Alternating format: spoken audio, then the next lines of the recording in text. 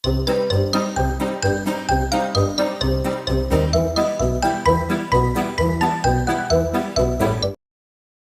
Welcome to our channel. இன்றைக்கி நம்ம வீடியோவில் என்ன பார்க்க போகிறோன்னா சுவரொட்டி தான்.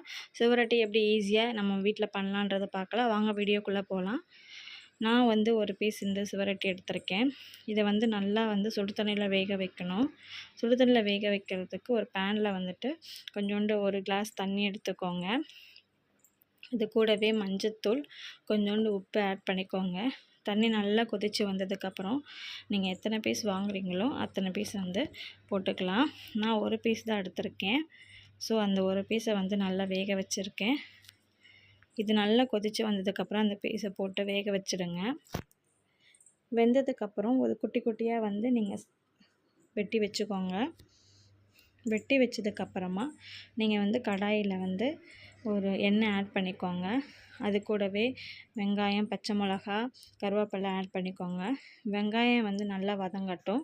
அதுக்கப்புறம் ஒரு தக்காளி எடுத்திருக்கேன். இதுவும் நல்லா வதங்கினதுக்கப்புறமா ஜிஞ்சர் கார்லிக் பேஸ்ட் போட்டிருக்கேன்.